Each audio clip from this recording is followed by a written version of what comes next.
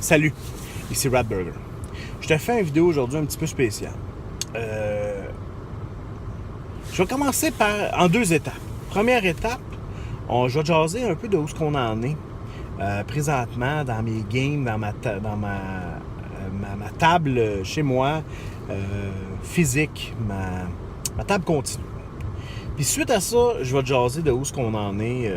Ça m'amène quoi comme réflexion? Hier, dimanche, le 13, je pense, on a joué la quatrième partie de Monster Hearts, que c'est moi qui étais le maître de cérémonie. J'ai à peu près vers 8h30 dans la game, c'était clair que c'était la dernière game de la saison. Ça finissait la saison sur cet épisode-là.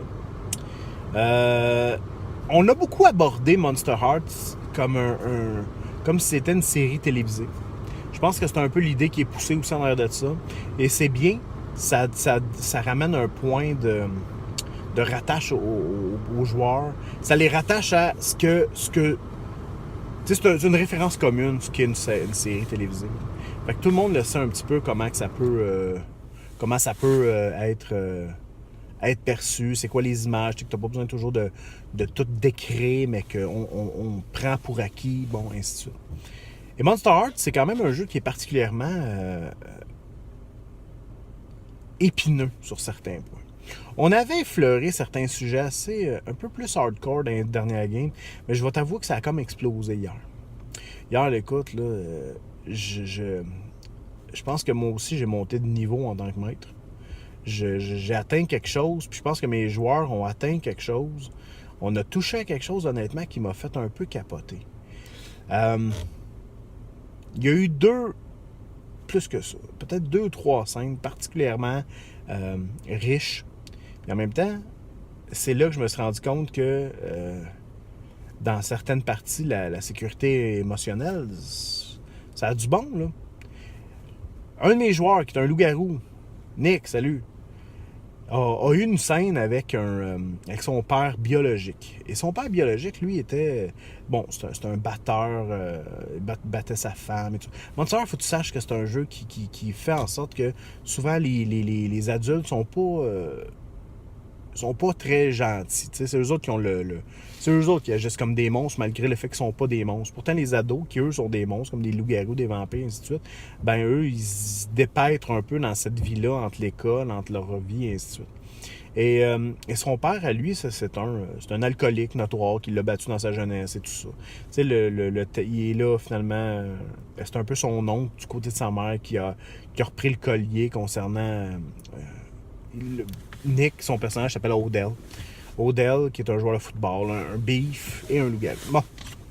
Et là, on revient de scène où est-ce que justement son père est en train est sous et commence à le rudoyer physiquement. Odell réagit, commence à vouloir faire ses affaires. Et j'ai poussé ma loque, puis là, à un moment donné, je suis arrivé jusqu'à un moment où je devais lui demander un test. Un espèce de test qui s'appelait Keep Your Cool. Et il l'a manqué. Ce qu'il faut comprendre, c'est que lorsqu'on joue à un PBTA, puis ça, moi, je vais m'habituer à ça, c'est lorsqu'on joue à un jeu propulsé par l'Apocalypse, le master ne brasse pas de dés.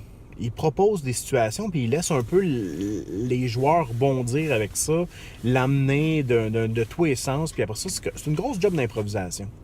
Et moi, là où tu peux vraiment rentrer dans un joueur et leur amener du stock vraiment pas cool, c'est lorsqu'il manque des jeux ou lorsque c'est des succès partiels. Donc là, lui, il l'a complètement manqué. Écoute, je suis arrivé, puis là, tout le monde dit « Ah, puis là, j'ai carrément posé la question. J'ai dit « Nick, dans cette situation-là, pour ton personnage, ça serait quoi le pire qui pourrait arriver? » Et là, tout le monde dit « Ah ouais, là, tu vas te transformer en loup, tu vas le déchiqueter, ton père, tout ça. » Et tu comprends que tout le monde était comme un peu content de ça. C'était comme, ah ouais, là, écoute, tu vas te venger enfin d'un père qui est violent et tout ça.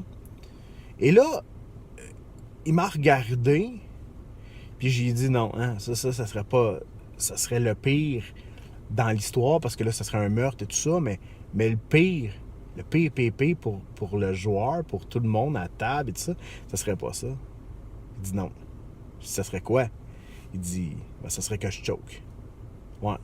Comme quand tu étais enfant, comme quand tu te mettais en boule, tu faisais semblant de dormir, ou quand que tu demandais pardon à ton père parce que tu te sentais coupé. Écoute, honnêtement, là, cette scène-là, j'ai aucun antécédent de violence dans ma famille. Je me suis pas fait battre par mes parents ni rien. Mais je l'ai senti, là, je l'ai senti passer. Là. Ça a comme fait. Aïe, aïe. Tellement qu'il a fallu à la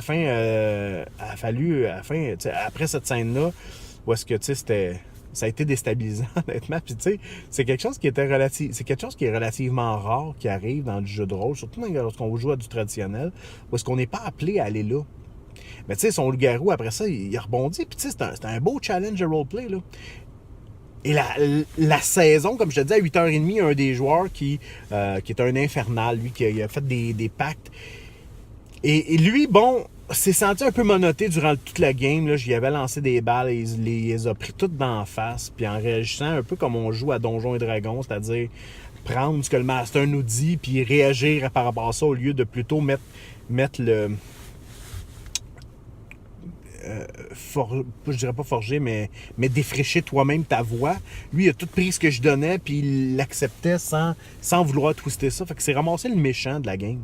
Un infernal qui, avec des... Il y a des meurtres, puis tout ça, puis des gens disparus et ainsi de suite. Fait que là, ce qui se passe, c'est quoi?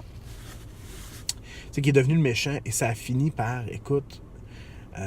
par une fusillade dans une école. Écoute, c'était le festival du malsain hier. C'était capoté.